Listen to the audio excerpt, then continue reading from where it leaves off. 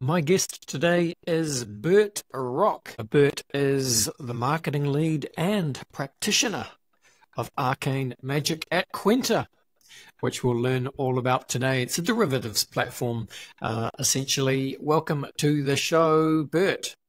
Thanks for having me. It's good to be here. I've been a fan for a really long time, actually, so good to meet you. Amazing. Fantastic to hear. Great to have you here, Bert. Look, we'll do what we do at the beginning of the show then, which is, well, it'd be great if you could please introduce yourself to the audience. Please tell us a little bit about yourself. What have you been doing in the lead up to getting involved with the team at Quenta? Yeah, so my name is Bert. At Quenta, I focus mainly on marketing, but of course, with a small team, marketing, product, just anything I can do that doesn't involve a whole lot of coding, right? So that is pretty much my role. That's why I go on Twitter as a practitioner of arcade magic because you never know what's going to happen. And I got into Quenta really. It's a derivatives platform, right? So I got into Quenta for two reasons. Number one, I was a big derivatives trader. I mean, not big. Like I'm not I'm not a massive whale, but I got into retail trading probably 2013. I found these old platforms, Trade King and all of this. And the idea that you could do this in crypto really caught my fancy. I saw some of the early projects like BitShares and all of this stuff really trying new things with crypto. And so I actually went and found Quenta. It was something where I was looking for a project that kind of fit what I was interested in as a trader. And I just really wanted to lend a hand and figure out how I could get involved. So I just hopped in their Discord and started doing what needed to be done until they finally said, "Hey, Bert, you want to come on full time?" So that's how I ended up there.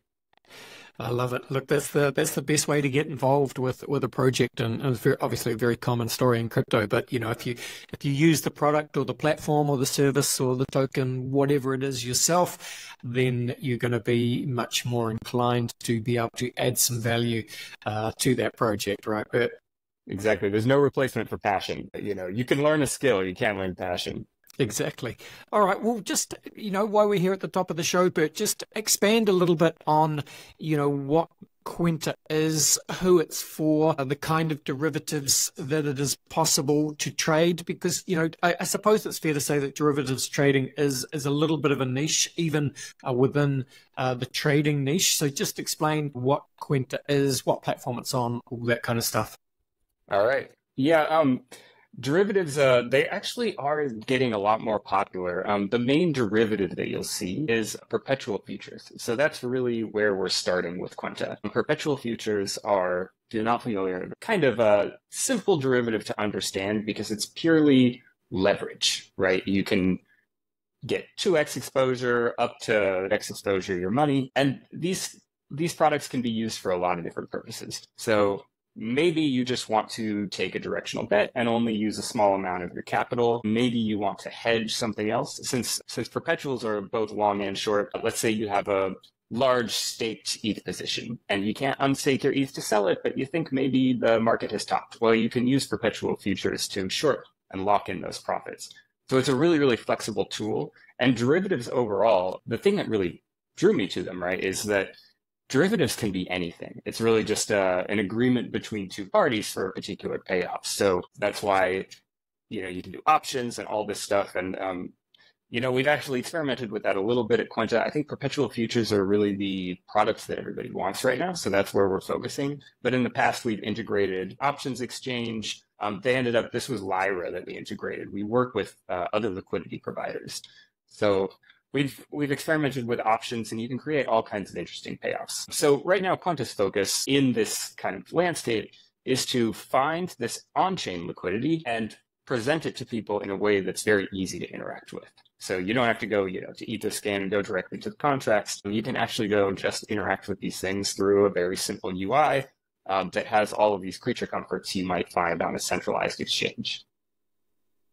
Yeah, got it. Thank you, Bert. And of course, Quenta is DeFi, so non-custodial. I know you're very much a decentralization maxi, if you like. I'm sure, Bert. Just talk about, how you see platforms like Quenta being able to you use the power of decentralization to create much more versatile, more efficient markets, and how that can, I suppose, protect the users of your platform and other DeFi platforms.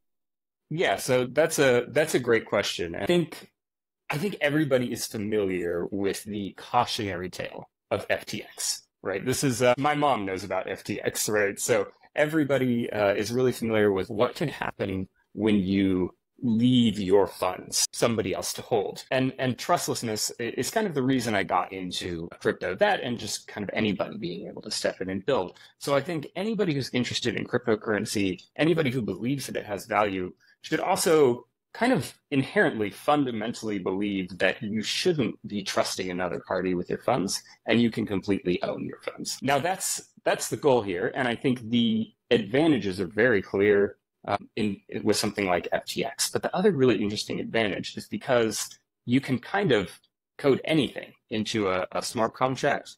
It allows people to be really creative and really versatile. So, for example, one of the things we're talking to one of our integrators about is offering leveraged NFT perps. So let's say you wanted to trade the floor price of Bored Apes. Not something I'm into necessarily, but it's something that might be interesting or useful to some people in the market.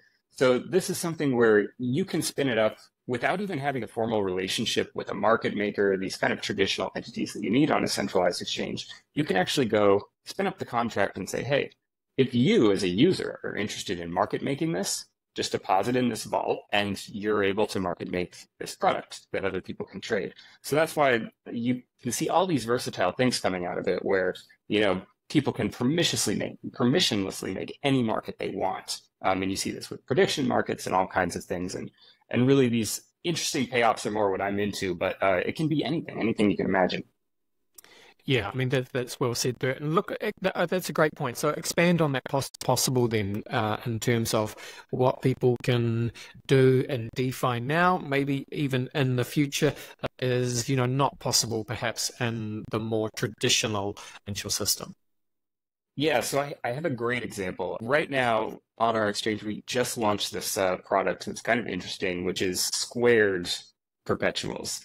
Now, it sounds a little niche, and it is. It's kind of an experimental product where this is tied to the price of Ethereum squared or Bitcoin squared. Now, why would you want this? Because it's actually a play where if you are familiar with kind of how the graph looks, it's a slope up.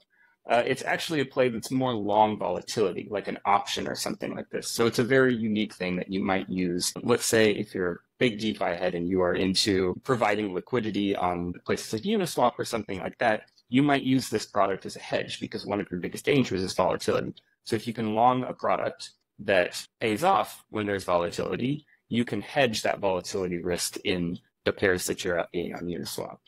It's also a great way to, if you just want to trade and you think the move is going to be very big and very fast, the way people use options in TradFi or anything like this. So that's a way that you can actually have a product that is like an option and has some of those similar characteristics, but it's actually in a way much simpler. There's no expiration date, and you wouldn't really see this on if you log into Robinhood, and I love Robinhood, they simplified trading, right, for everybody. It's a great platform, but you log into Robinhood, you won't find anything like this. Yeah, and of course, if you do log into Robinhood, there's still that possibility that your order flow is essentially being outsourced to the big boys, Citadel and the likes, the big market makers, isn't it? Oh yeah, and that's a great point too with kind of the reason self-custody is so important and the reason these more transparent venues are important is because one of the big issues at FTX, of course, was that you had the market maker and the interface actually be the same entity. I mean, they were different entities, but in rooms across from each other, and this led to all sorts of issues that would never happen in a regulated market.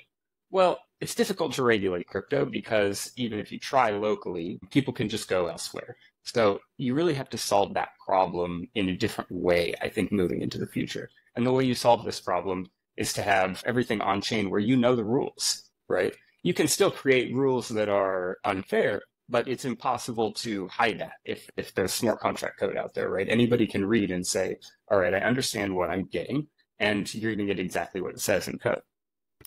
Look, 100%, Bert. But, kind of makes me think in terms of, DeFi, how do we grow DeFi, or how does DeFi evolve to the next level in terms of attracting the next wave of users? Because DeFi at the moment, I'm sure you have kind of said it yourself, Bert, that, Quinta is effectively aimed at either derivatives traders or DeFi natives, right? You've got the likes of, mainstream retail traders are probably much more comfortable on something like Robinhood than a derivatives trading DeFi platform. And yet it's DeFi that offers, as you've said, the protection and the advantages and is a much more true market, if you like. How do we transition to where DeFi is more accessible, more safe, more intuitive, if you like, to kind of that next wave of users? All right. So I think to answer this question, the best thing to do is to start with why wouldn't you use DeFi, right? I'm going to go ahead and give the absolute worst case for my own project. And that's that it's difficult to understand. You have to, play with wallets, figure out what network you're on. If you do make a mistake, that mistake can be very detrimental. Let's say you send funds to the wrong address, right? You can lose money that way. And then once you actually get there, I think what a lot of people have noticed, and if you've used DeFi early on, you would have noticed it was very expensive, very slow to transact. So these are all the problems that are kind of inherent.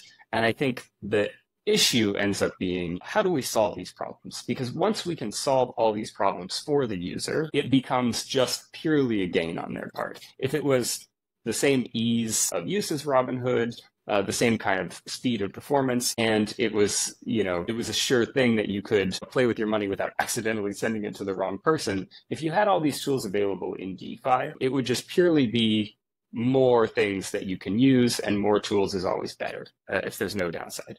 So the way that we're trying to solve this problem is, number one, providing people with logins that they're familiar with.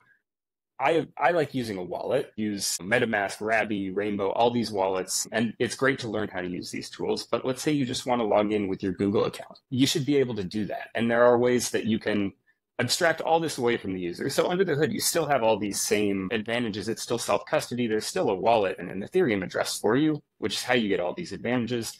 But for the user, all they're going to see is, I'm logging in with my Google account, and when I log in with my Google account, it generates this for you. And of course, Google is very secure, right? If you have 2FA set up or something like that, you can generate the same wallet over and over again, and you can confirm it on your phone or whatever you need to do. And the other thing that we need to do is really get rid of all of this, needing to have gas, needing to bridge. So when I, as a user, show up, I shouldn't have to care if I'm on, the Ethereum network or the Arbitrum network or the OP network and have Ethereum and USDC or whatever I need. People just want to put one asset usually. You deposit dollars into Robinhood, so USDC would be kind of the crypto equivalent. You just want to deposit USDC and place a trade and not worry about it. So we've built all these features that allow us to handle all the gas, all of the network stuff kind of under the hood, and you don't necessarily have to see it. Now, a lot of this stuff is very, very new, so it's still a little bit difficult to approach any DeFi product as a new person, but I think this is where the industry's heading. And we've talked to a lot of people who are anxious to help us build like very impressive tools, where I've seen what they're doing with network abstraction, and it's really blowing my mind as somebody who came in, years ago, seeing this very clunky experience, to now see something that's recognizable as just like a regular website that you would go on. Yeah, absolutely. That's very well said, Bert. Look, and Quinta recently expanded to Arbitrum, right? So yeah. And I think you mentioned at the beginning you're kind of rebranding or positioning yourself more as a purely derivatives marketplace with multiple integrations, and effectively it means that you can trade multiple different DeFi venues directly from within Quinta, right? Yeah. So I'll give you a little history of maybe where Quinta came from to understand where we're going now and why it's actually a shift, right? What we started as was just a front end for one specific project, which is Synthetix. We work very closely with the Synthetix guys. If you've heard of DeFi at all, you've probably heard of them just because they're a very old project, one of these old, and they're very well respected in the space. So we started just working with them because they wanted to focus on just building new contracts and new interesting things, nerdy stuff. And we said, all right, we're going to take your core contracts, the things that people really want to use, and we're just going to focus on building the front end. Well, our engineers got so practiced with this and it seemed to work so well that we figured, why don't we go to other teams and figure out how we can take this not as just a front end for synthetics, which is, I think, still a great product and we're still working with them, but how to take this to be just a tool where you can go to Quenta and you can use any exchange on any network that you want, and you're just kind of free to trade. And the advantage for this is, of course, maybe different exchanges have deeper liquidity for a certain pair. There are, not me, but there are some guys out there who want to place a $30 million trade, right? And if you want to do that and there's only $5 million of liquidity on the exchange that you're looking at, you can't do it. So by combining all these, we can give people all of the liquidity that they'll ever need. You can trade hundreds of pairs. And it's just a lot easier for the user to just go to one place and have anything they need. That is very well said. That's a great way to look at it, a great vision. So I suppose it would be good at this point, maybe, Bert, if you, for people that are listening and they're DeFi users or they're potentially interested in dipping their toes into DeFi, or people that are wanting to try out derivatives trading, or maybe they are derivatives traders already, what is the easiest way for them to come and look and start getting involved? You know, the most active place in our community is the Discord. So if you want to talk to me and ask me questions directly, talk to our developers directly, hop in the Discord. And of course, you know, I was once a brand new on-chain user. Of course, we're geared toward traders, so you probably want to have some interest in trading or using these tools, or at least figuring out how they work, right? But it's really not that hard to get started. We're happy if you hop in the Discord, which you can find if you look at our Twitter, Quenta_IO. We link the Discord anywhere. If you look up Quenta, you'll find it. So it's pretty easy to get started because we have a great community of people who are willing to help. It's pretty much active 24/7. You can ask questions and get these walkthroughs from people. So if you don't use Discord, Twitter, or anywhere, we have a blog that kind of runs through every time we release a new product. I try to do step-by-step, this is how you get in, and starting with kind of even setting up a wallet, right? So I'll try to link all of the resources that you need. So I love to hear, of course, people's input. So if you do want to try Quenta, or if you just, you know, think the whole idea is stupid and you want to tell me that, I love to hear people's input, because I think that's kind of what we're all interested in doing in this space, right? Is coming up with new and interesting things that people actually want. Of course. And just as we finish up this part of the podcast then, Bert, just anything you can share in terms of, you know, what you and the team are working on, anything that could be coming up in the product pipeline, as it were.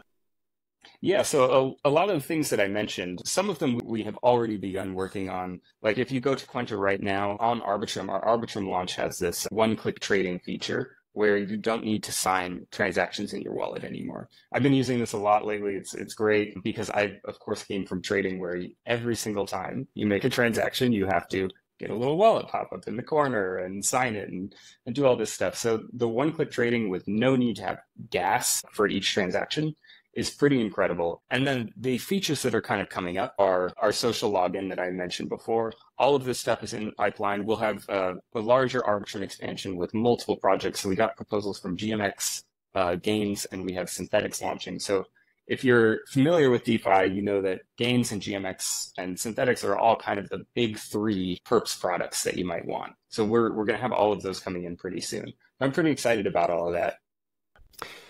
Fantastic. All right. Well, we're excited too. And just to finish up this part of the podcast, Bert, I guess I was just looking through your Twitter and, you know, looks like you're an Ethereum bull, which doesn't surprise anyone, I'm sure. But, you know, I'd love to just get your take on Ethereum. You know, it's interesting. It's always an interesting time in crypto. But of course, we just had the launch, I suppose, of the Ethereum spot ETF. And then, of course, that means there's shenanigans. You know, there's a little bit of a market-wide dump across stock markets, the tech stocks, and of course crypto and Ethereum. It seems got hit particularly hard. But you know, look, feel free to comment on the market. But just, I guess, yeah, wider thoughts on Ethereum and how you're feeling about the Ethereum ecosystem as well. Would love to hear it.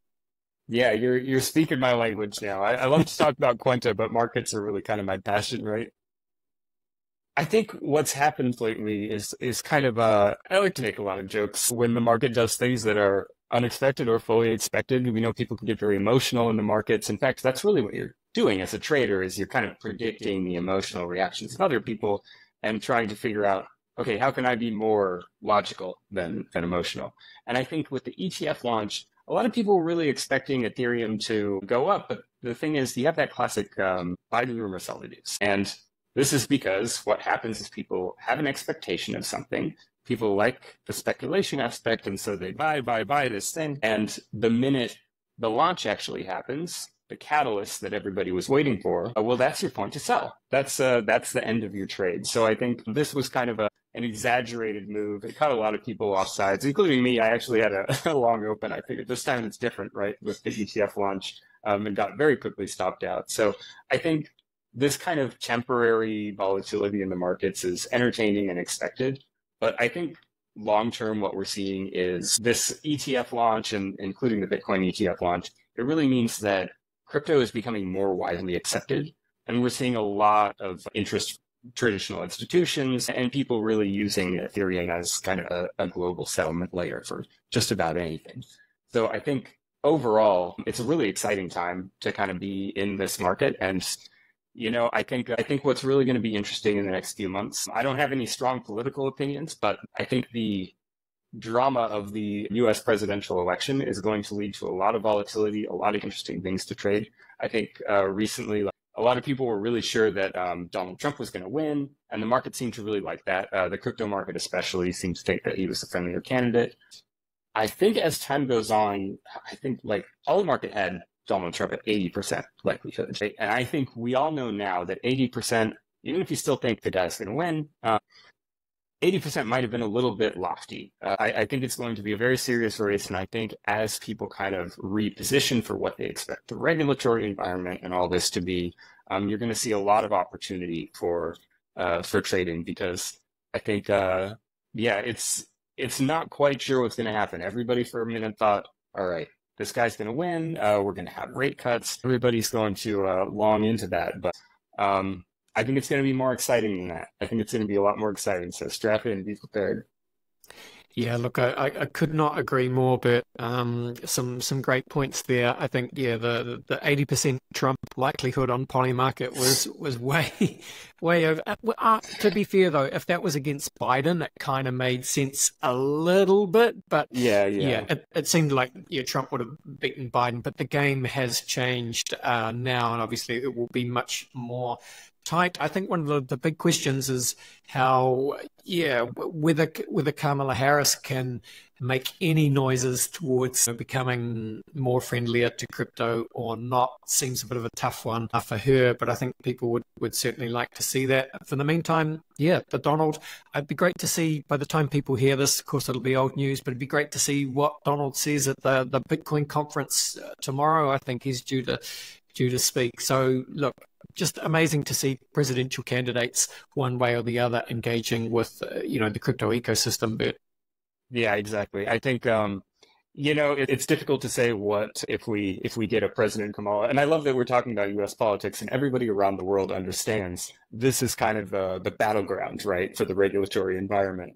I can't wait for a world where it's a little more worldwide and where one country kind of doesn't make a difference. They can do whatever they want.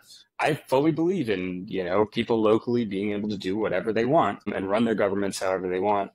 But I think it's a little ridiculous that you can run a government in one place and it affects everybody all over the world, billions of people. So, it'll be interesting to see. But I think, like you said, you're right. It's coming to a point where even if the reaction from Kamala, and we don't really know this, right? But if the reaction is we're going to be hard on crypto, we're going to take a tough regulatory stance, and really go after unpaid taxes or whatever it is that the goal is here, I think that still shows that people are expecting this to be a massive force in the future, a massive force to kind of dictate what's happening in the political and economic realm. And so however you feel about how this shakes out, I think it shows that the world that we're building here, this kind of online on-chain world, this digital native economy, is real. It's something that people have to take seriously. Yes, indeed. All right, time to finish up the podcast, Bert, and we will do that Of course, by running you through the very famous crypto conversation hot take round. Are you up for it? All right, let's go.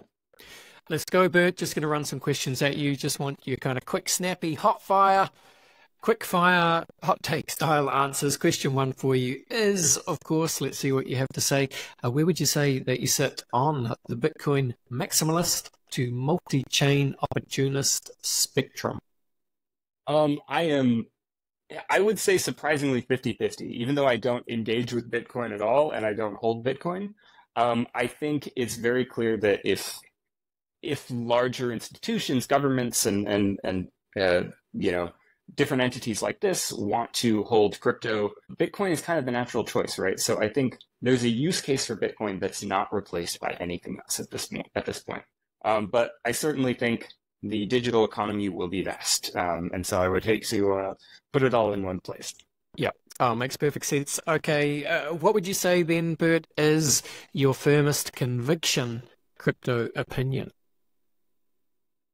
I don't know if I have any firm convictions, to be honest. I think everything is still very up in the air. Even my previous answer about Bitcoin being the logical kind of choice for a core crypto asset, it could see upheaval at any time. So I think my strongest conviction is that anything can happen.